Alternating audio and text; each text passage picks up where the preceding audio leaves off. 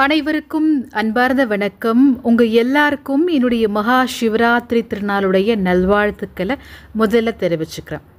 இன்று இந்த அற்புதமான புதன்கிழமை மகா சிவராத்திரி. ஒவ்வொரு மாதமும் தான் சிவராத்திரி வருது. அது என்ன இந்த மாசி சிவராத்திரிக்கு மட்டும் அவ்வளோ விசேஷம்? நிச்சயமாக உண்டுங்க. எல்லா சிவராத்திரிக்கும் பார்த்திங்கன்னா ராஜாவாக கருதக்கூடியதான் இந்த மாசியில் வரக்கூடிய மகா சிவராத்திரின்னு சொல்லுவோம். சிவனை வழிபாடு செய்யக்கூடிய ஒவ்வொரு நல்ல உள்ளங்களுக்கும் பார்த்திங்கன்னா ரொம்பவே அற்புதமான விசேஷமான ஒரு நாள்னு சொல்லக்கூடியதாக அமையும் இந்த சிவராத்திரி அப்படின்றது.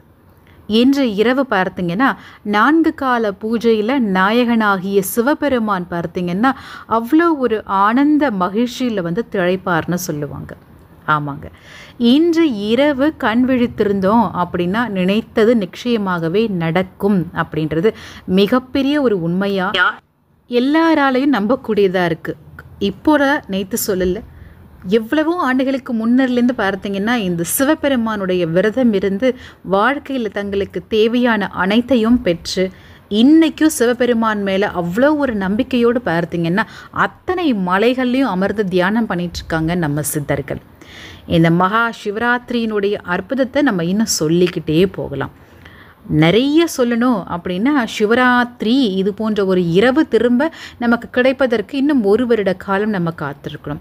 இந்த ஒரு அற்புதமான அரிய நாளை தவற விடாமல் இன்று இரவு நம்ம செய்யக்கூடிய ஒரு அற்புதமான ஒரு விஷயம். இந்த விஷயத்தின் மூலமாக பார்த்திங்கன்னா நமக்கு தேவையானது நமக்கு அப்படியே கிடைக்கும், கேட்டது கிடைக்கும், நினைத்தது நிச்சயமாக ஜெயிக்கும்னு சொல்லுவாங்க. அதுதான் என்ன அப்படின்றத பார்ப்போம் இந்த பதிவில். 1 டம்ளர் நீர் இருந்தால் போதும் நம்ம வாழ்க்கையில் நமக்கு தேவையானது சிவபெருமானுடைய அருளாசியோடு பெற முடியும்னு சொல்லலாம். அதுவும் இந்த மகா சிவராத்திரியின் இரவு பொழுதில் அப்படின்னே சொல்லலாம். இந்த 1 கிளாஸ் தண்ணீர் என்ன செஞ்சிடும் அப்படின்னிங்கன்னா இன்றைக்கி பார்த்திங்கன்னா இந்த உலகத்தை பொறுத்த வரைக்குமே இந்த பிரபஞ்ச ஆற்றல் பார்த்திங்கன்னா ரொம்ப அதிகமாக இருக்கக்கூடிய ஒரு நாள். நேர்மறை ஆற்றல்னு நம்ம சொல்லுவோம். அதாவது ரொம்ப எளிமையாக சொல்லணும் அப்படின்னா குலதெய்வத்திற்கு பார்த்திங்கன்னா இந்த 11 ரூபாய் முடிஞ்சு வைப்பாங்க ஒரு விஷயம் நடக்கணும் அப்படின்னு சொல்லி. நீங்கள் நிறைய பேர் நீங்களும் பண்ணியிருப்பீங்க, உங்களுடைய அம்மா தாத்தா பாட்டி அவங்களும் பண்ணியிருப்பாங்க. ஸோ இந்த ஒரு நம்பிக்கை எதன் அடிப்படையில் பிறந்தது அப்படின்னா நம்ம இயற்கை அப்படின்னு சொல்லக்கூடிய இந்த பிரபஞ்ச ஆற்றல் கிட்ட நமக்கு என்ன தேவையோ அது நமக்கு கிடைக்கணும் அப்படின்னு சொல்லி நம்ம மனசில் நம்ம விதைக்கக்கூடிய அந்த ஒரு நேர்மறை ஆற்றல் தான் அதை அப்படியே நமக்கு பிரதிபலிக்கும்னு சொல்லுவாங்க.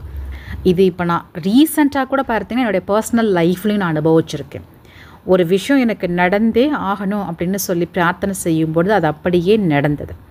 எப்படி குலதெய்வ கோவிலுக்கு இல்லை நம்ம விருப்பப்பட்ட ஆலயங்களுக்கு பார்த்திங்கன்னா நம்ம ஒரு காணிக்கை முடிந்து வைத்து நமக்கு தேவையானதை நம்ம அடைவோமோ அதே மாதிரி நேர்மறை ஆற்றல் அதிகமாக இந்த உலகத்தில் இருக்கக்கூடிய இந்த ஒரு நன்னாளான மகா சிவராத்திரி நன்னாள் இரவில் இந்த 1 கிளாஸ் நீர் கொண்டு நம்ம செய்யக்கூடிய ஒரு வழிபாட்டு முறை தான் நமக்கு தேவையானதை நமக்கு அப்படியே கொடுக்கும்னு சொல்லுவாங்க.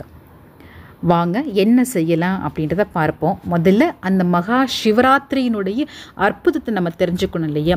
சிவபெருமானை நோக்கி இருக்கக்கூடிய விரதம் தான் இந்த மகா சிவராத்திரி விரதம்னு சொல்லுவாங்க. இன்றைக்கி காலையிலேயே விரதம் எல்லாருமே இருக்க ஆரம்பிச்சிருப்போம். அதிகாலையிலேயே எழுந்து குளிச்சுட்டு சிவபெருமானை நோக்கி நம்ம விரதம் இருக்க ஆரம்பிச்சிருப்போம். விரதம் அப்படின்னா அது நிறைய வகைகள் சொல்லக்கூடியதாக இருக்கும். முக்கியமானதுன்னா அன்னம் தண்ணீர் அப்படின்னு சொல்லி எதுவுமே சாப்பிடாமல் முழுக்க உபவாசம் இருந்து சிவபெருமானின் நாமத்தை மட்டுமே நம்ம சொல்லிகிட்ருக்கிறது. உடல் நலம் சரியிருந்தால் அதை நம்ம செஞ்சுக்கலாம். இல்லைன்னா நீராகாரம் மட்டும் எடுத்துப்பாங்க, பழங்கள் எடுத்துப்பாங்க. இப்படி பல வகையான விரத முறைகள் இருக்குது. அசைவத்தை தவிர்ப்பதுன்னு சொல்லி எவ்வளோ விரத முறைகள் இருக்குது. உங்களால் என்ன செய்ய முடியுமோ அந்த விரதத்தை நீங்கள் கடைபிடிச்சிக்கோங்க. இன்றைக்கி பொழுதுக்கும் சாப்பிடக்கூடாது. இன்று இரவு ஆலயங்களுக்கு சென்று சிவபெருமானுடைய 4 கால பூஜையில் கலந்துக்கிட்டு மறுநாள் நாளைக்கு காலையில் 4 கால பூஜையும் முடிந்ததுக்கு அப்புறம் தான் விரதத்தை நம்ம நிறைவு செய்யணும்னு நான் பல பதிவுகள் உங்களுக்கு கொடுத்துருக்கேன் சமீப காலமாக இந்த மகா சிவராத்திரியை பற்றி.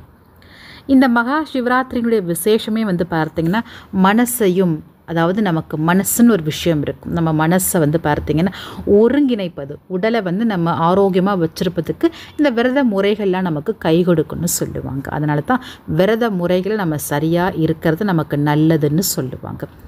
சாப்பிடாமல் இருக்கிறதுனால இன்னும் அப்படியே நம்ம மயக்கம் போட்டு விழுந்துடுறதோ அந்த மாதிரிலாம் எதுவுமே ஆகாது.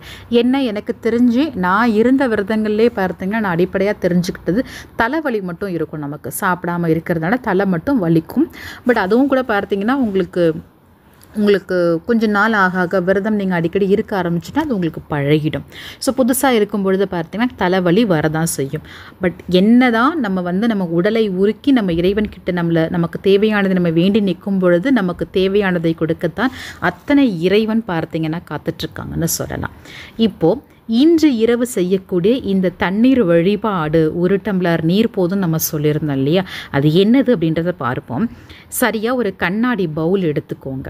அந்த கண்ணாடி டம்ளரோ பவுலோ எடுத்துகிட்டு அதில் நீங்கள் குடிக்கக்கூடிய தண்ணீரை நிரப்பிட்டு பூஜை அறையில் கொண்டு போயிட்டு சிவபெருமானுக்கு முன்னாடி இல்லை உங்களுடைய இஷ்ட தெய்வங்களுக்கு முன்னாடி வச்சுட்டு இன்று இரவு சரியாக 12 மணிக்கு மேலே 1 மணிக்குள்ளே பார்த்தீங்கன்னா இப்போ இந்த சொன்ன முறையில் நீரை வச்சுட்டு இறைவனுக்கு முன்னாடி அமர்ந்து இந்த நீரை பார்த்து இந்த நீரில் தான் அத்தனை இறைவனும் இருக்கிறதா பாவித்து, முக்கியமாக சிவபெருமான் இன்று இரவின் நாயகனாக திகழக்கூடிய சிவபெருமான் இருக்கிறதா அவரை பாவித்து உங்களுக்கு தேவையான நல்ல விஷயங்களை பற்றி சொல்லுங்கள், பேசுங்க, நல்ல விஷயங்களை பேசுங்க. தயவு செய்து நெகட்டிவ் விஷயத்த பேசாதீங்க. இந்த நீருக்கு அவ்வளோ ஒரு அதீத ஆற்றல் இருக்குன்னு சொல்லுவாங்க. நீங்கள் என்ன நினைத்து இந்த நீர்கிட்ட பேசிகிட்டு இருக்கீங்களோ அது உங்களுக்கு அப்படியே கிடைக்கும். சொல்லிவிட்டு இதை அப்படியே பூஜை அறையில் வச்சுருங்க. நாளைக்கு காலையில் விரதத்தை முடிச்சுட்டு சுவாமியை பிரார்த்தனை பண்ணிவிட்டு இந்த நீரை அப்படியே எடுத்து நீங்கள் குடிச்சிருங்க. இந்த நீருக்கு அவ்வளோ ஒரு மகிமை இருக்குது, தவற விடாதீங்க. இன்று இரவு வரக்கூடிய இந்த ஒரு அற்புதமான வாய்ப்பை 1 டம்ளர் நீர் போதும் நமக்கு தேவையானது நமக்கு அப்படியே கொடுக்கும்.